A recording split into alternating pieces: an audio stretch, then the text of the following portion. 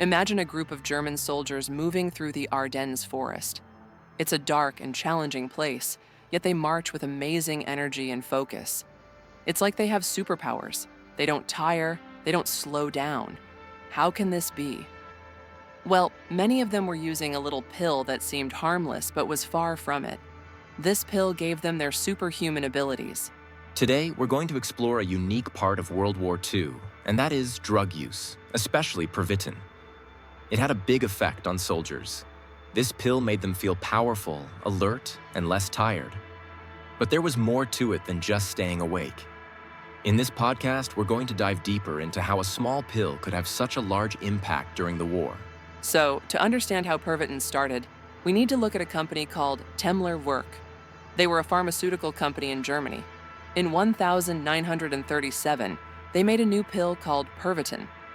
It seemed like a normal tablet that you could buy at any pharmacy. But inside, it had something very strong: methamphetamine. At that time, people didn't see it as harmful. It was legal and became very popular. Yes, that's right. Pervitin was like a wonder pill for many people. Housewives loved it because it gave them energy to do their chores. Students used it to study longer without getting tired. Factory workers could work harder and longer hours. It was everywhere. But soon, it caught the attention of the Nazi military. They saw how it made people stay awake and full of energy. The Nazi military was very interested in Pervitin. They thought it could help their soldiers stay awake and alert during battles. Soldiers who tried Pervitin reported that they felt powerful and focused. They could march for many miles without stopping and seemed to be fearless. The military leaders saw this as a big advantage. They started thinking about using it widely for their army. Exactly. The soldiers didn't feel tired or hungry, which was very useful in war. The Nazi leaders decided to start giving Pervitin to their military. Temmler Werke was told to make a lot more pills for the army. The idea was that with Pervitin, their soldiers could fight better and faster. It was an exciting but also dangerous decision that would have big effects in the war. So now let's talk about Blitzkrieg, which means lightning war in German. Imagine a battle plan that is all about speed and surprise. The Germans wanted to hit fast and hard, not giving their enemy a moment to think. This kind of war needed special soldiers, someone who could keep going for days without getting tired. That's where Pervitin came into play. It was a crucial part in making the Blitzkrieg work. Yes, exactly. When German soldiers took Pervitin, they marched and fought without rest. It was like they became machines. The breakthrough in the Ardennes forest is a good example.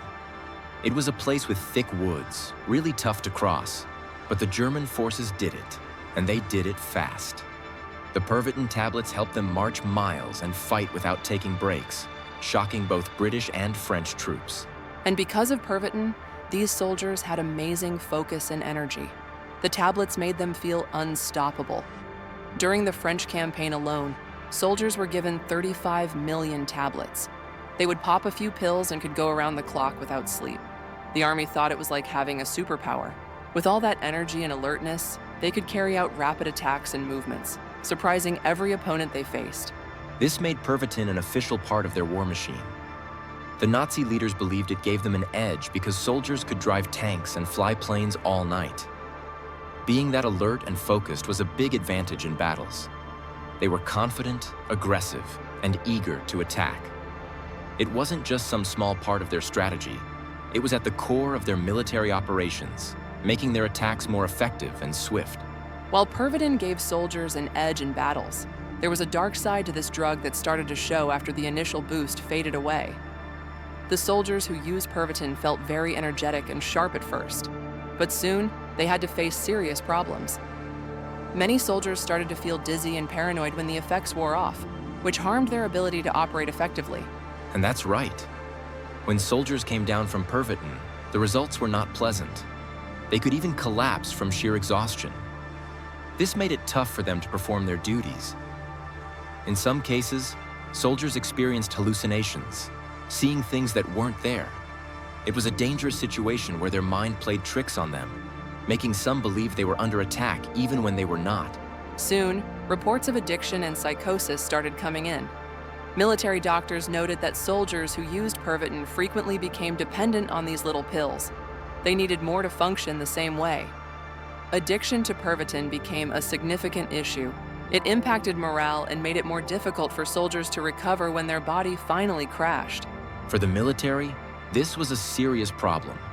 Soldiers found it hard to focus or complete their objectives when they experienced a sudden crash.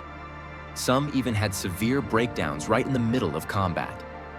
Despite these issues, Nazi doctors observed these side effects but ignored them in favor of short-term gains.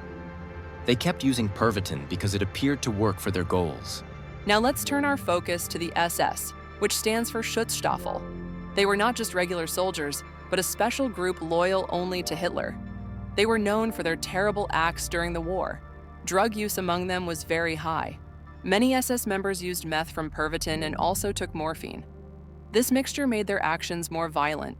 With both meth making them alert and morphine making them numb, they often behaved without any feeling. That's right. In concentration camps, the use of drugs had a terrible effect. The SS officers, being high on drugs, performed horrific actions without a second thought.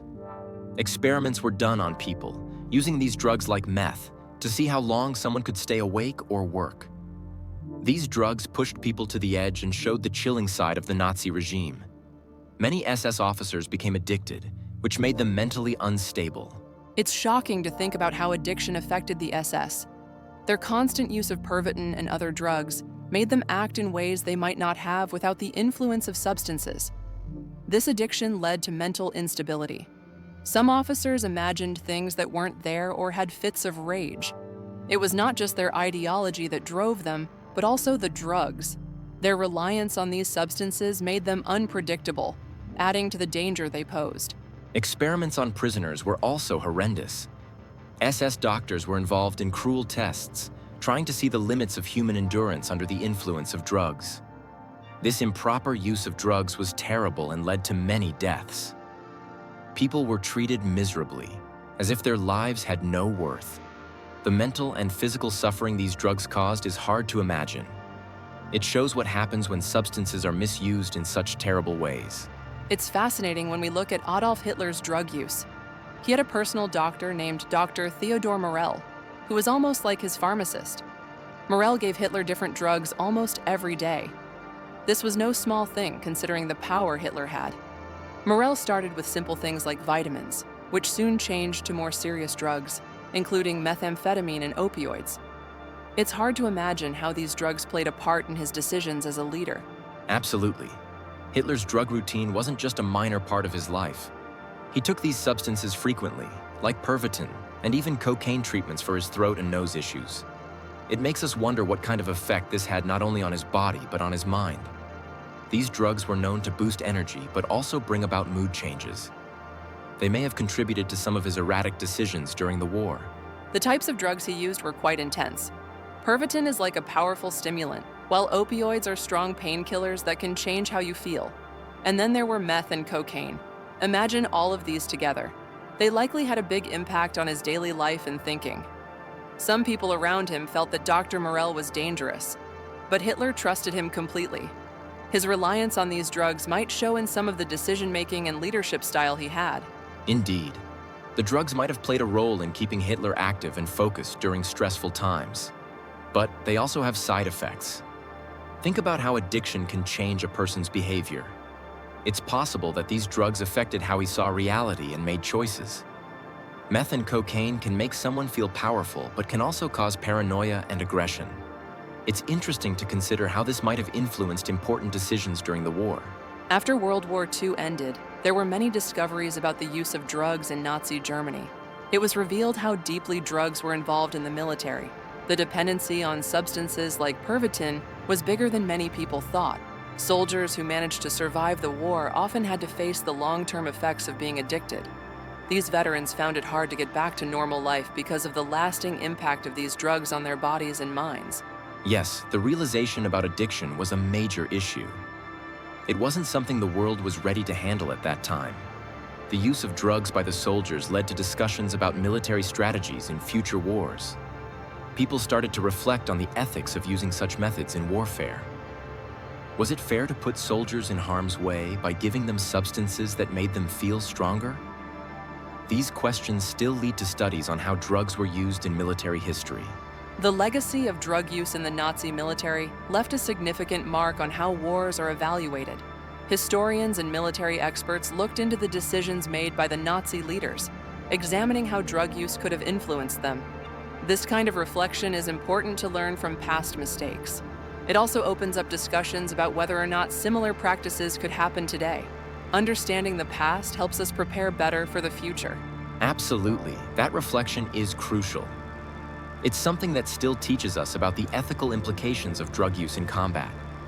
With new studies continuing, more light is shed on how substances were misused during the war.